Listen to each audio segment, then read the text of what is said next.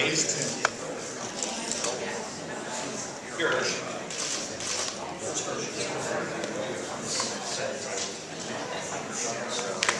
Okay, so we'll get started here.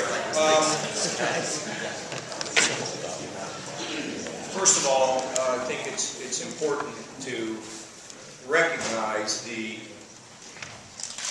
this very significant changes that have happened in the state in regard to higher education. First of all, the ability of these education leaders to work together on our capital bills, where they have been able to figure out who needs the most amount of help. And for example, Stark State, Zane State, they were able to get resources that maybe in the past somebody else would have scooped up. So instead of having a peanut butter approach to spreading everything over all the institutions got together on a couple occasions to figure out who needed what. And Dr. McDavis was very involved in this last time with a number of people, and it made a big difference. Secondly, the ability of these universities to work together on a formula, and community colleges to work together on a formula that stresses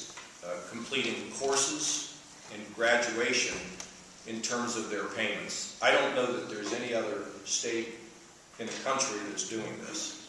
So now they have an incentive, great incentive, to try to make sure they can guide our students through as quickly as they possibly can. The articulation agreements, where if you spend time in a community college, those credits can transfer.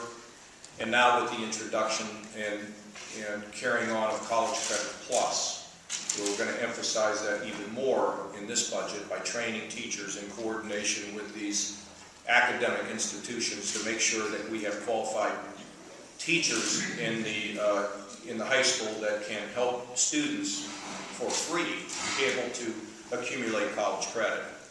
And if you listen to Roy Church up there at Lorraine County Community College, he will tell you that it will have a vast savings, the introduction of College Credit Plus.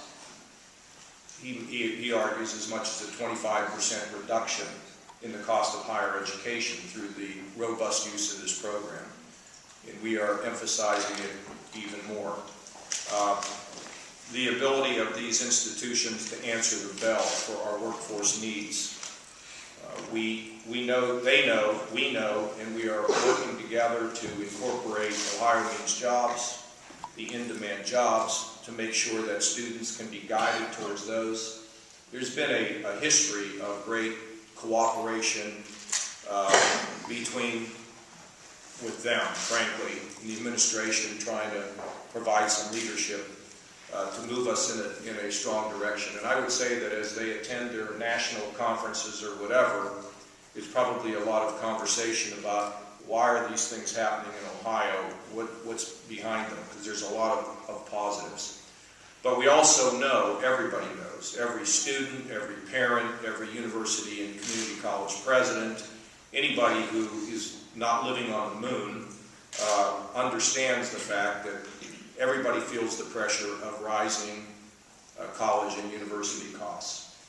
So today I'm going to sign an executive order that is going to trying to drive these costs in a way that they can be lessened, or in fact, some of these costs actually be eliminated.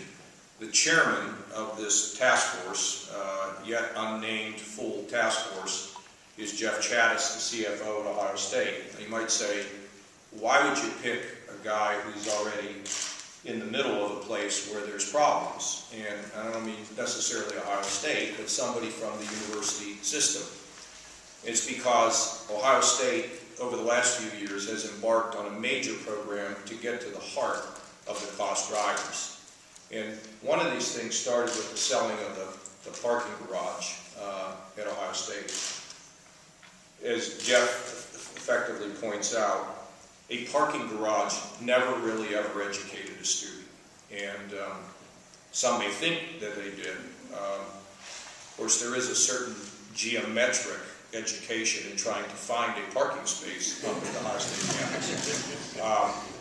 But Jeff is very well aware of the cost drivers. that are involved here. And so whether it's shared services, staff levels, space utilization, asset utilization, non-academic assets and how we would dispose of them potentially, energy savings, commercialization, elimination of low enrollment courses, shared procurement, use of technology, teaching loads, best practices for co-located campuses. There's a whole series of things that really comes off of the report that Gordon E. gave us to give all of us an opportunity over the course of this next 9 months to be able to deal with these cost drivers. Now, I don't like to predict the future, but mom and dad and students need to know that we are very, very aware of these costs.